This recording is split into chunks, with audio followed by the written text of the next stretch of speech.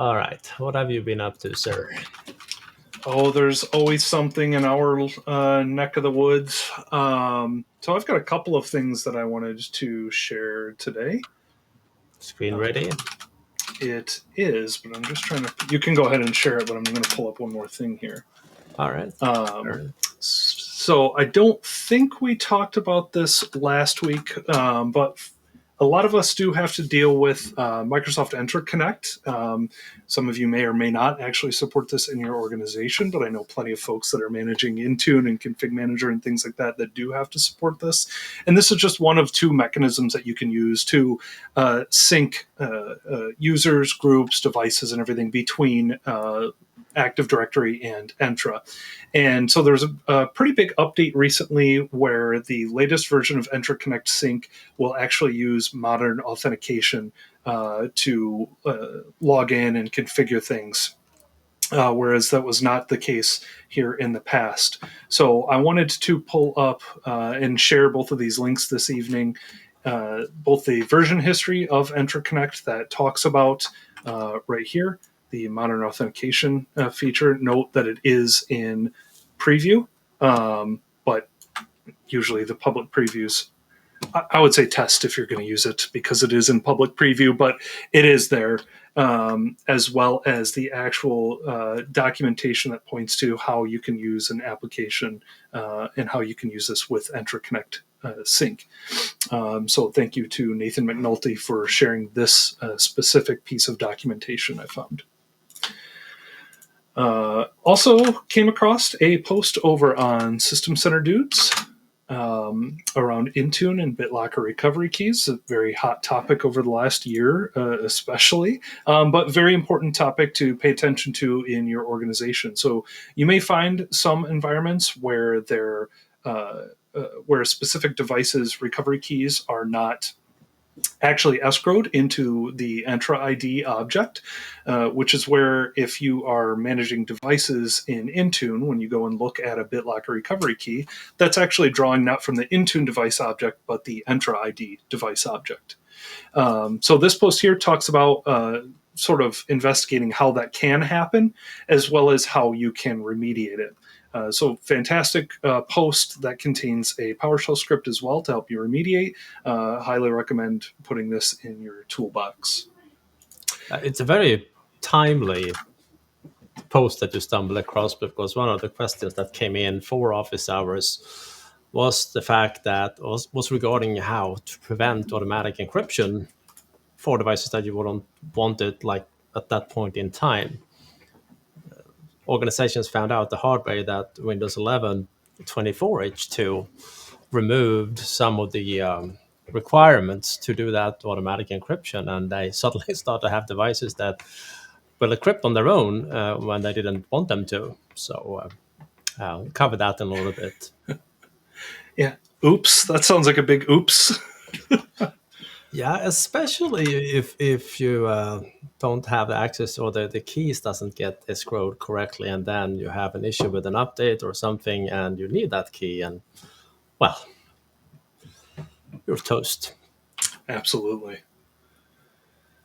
All right. And then the last thing that I had here was another website with a collection of scripts from Ugur Cook, who has been a very, very busy man over the last year. I feel like we're often being able to show some of the stuff from Ugur, but he put together a website, IntuneAutomation.com.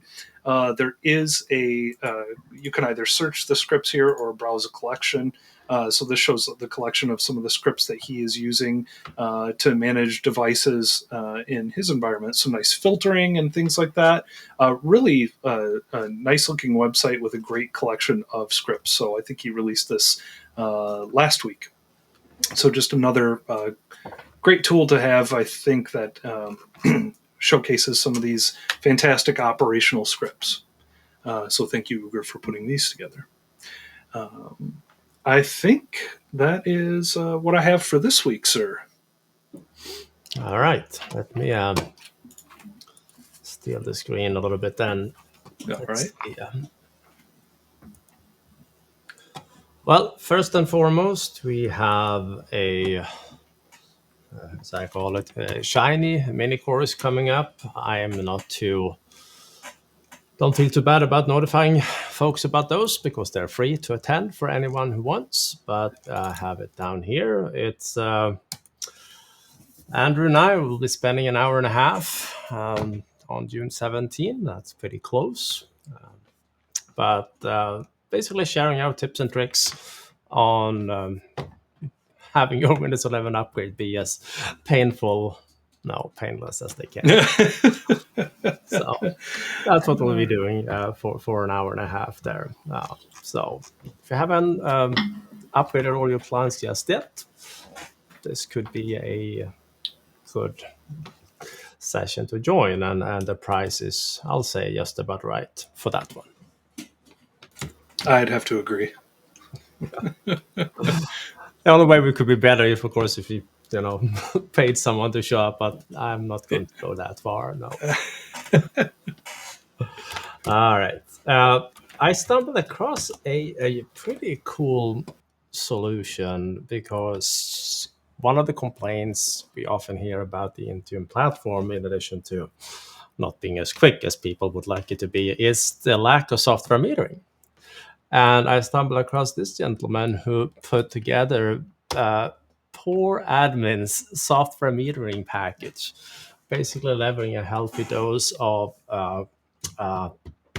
remediation script together with uploading to, I think it was a OneDrive share it was uploading the information to, because apparently the budget said no to log analytics, which, I mean, it's not many dollars, but it's a few dollars, and sometimes you don't win all the battles. But I just want to highlight this one. I saw this one popping up. It looked quite interesting.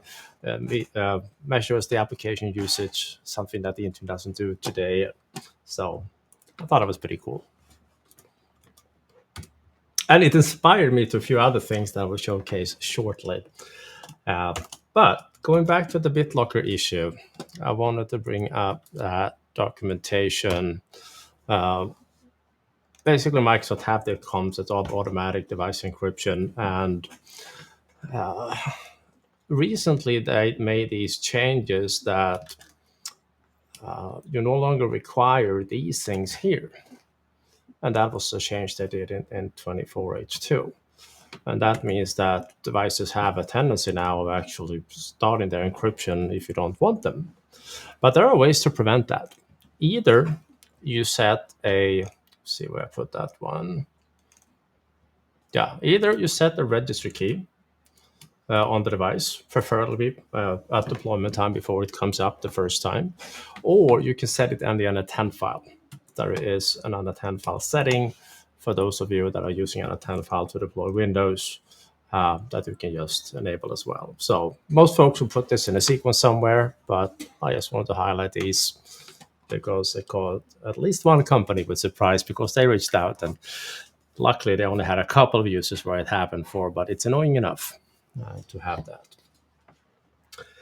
And also, speaking of annoyance level or things that are annoying, I've been arguing with Excel for a couple of days now. Turn out that one of the Excel updates, and I will show you. So if I create a blank workbook here, I'm signed in, so I have a license, and all that is good.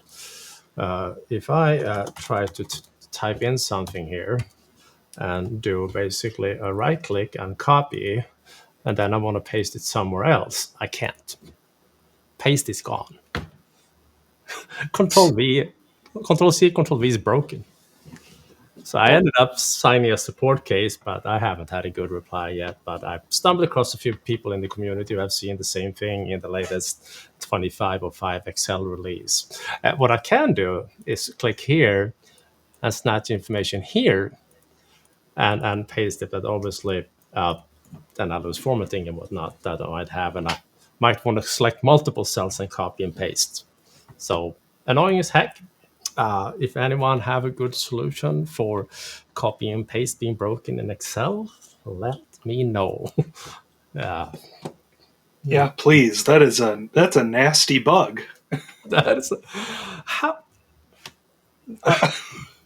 Just think like that should be on the checklist somewhere when testing. Does copy and paste work? Oh my gosh, one of the most common actions in Excel, I would think. Yeah, and it's multiple devices too. I Yeah. have my Server 2019 here. I have a Windows 10 box. Yeah, annoying, annoying, annoying. And another annoying thing. A few times here on the Academy, we discussed the Microsoft Graph module, especially upgrading it. And I've been increasingly improving my script that I've been using for this until I stumbled across another gentleman who was probably even more annoyed than I was because Merrill ended up writing a PowerShell module to remove graph correctly. And that one worked beautifully. So you install the uninstall module, and then you can either do it from here or you can do it directly from GitHub, of course. But that was a great module. Worked perfectly. Fantastic. Yeah, it's such a pain to update that whole package and all of its additional submodules.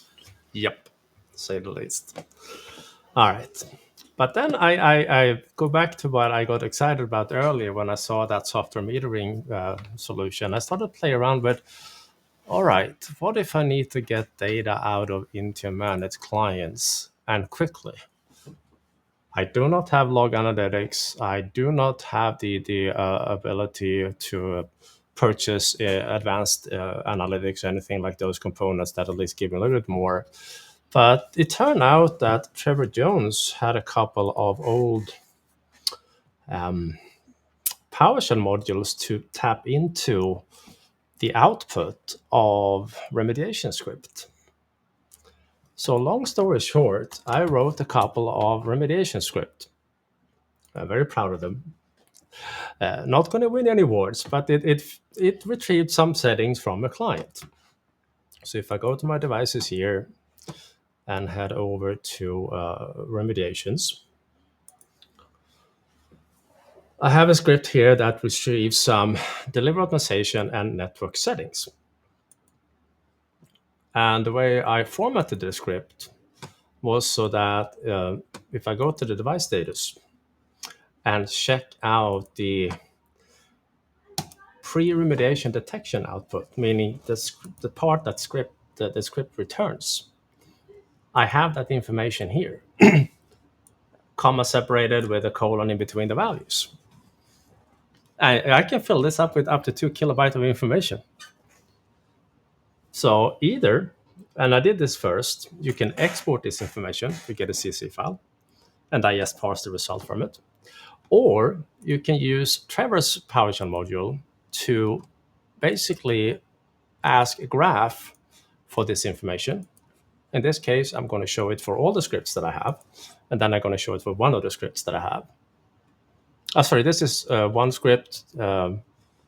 This is the one I was showing you. This one here had them all.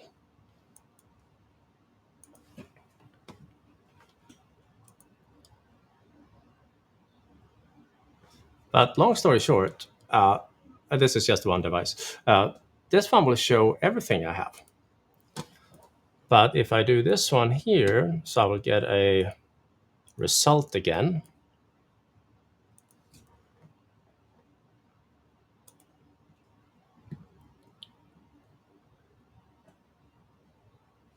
So here's my script, here's my values in the output.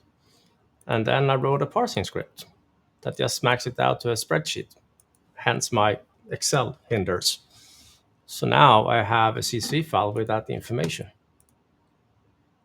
So here is remediation script running that gathers information pretty much on the fly. No cost, no fuss. That's awesome. Yeah, I like it. Very cool. So obviously you can trigger a remediation script also, either individually on a device. You can do that in the preview, or you can just have it run on a schedule every 4 hours. Then you can just tap into the output data. Not sure that this was the intended use of remediation script, but heck, I needed a quick way to snatch some data that was otherwise not available. Yeah. And this is it. I This is see. the result from remediation script, but on my device. Here.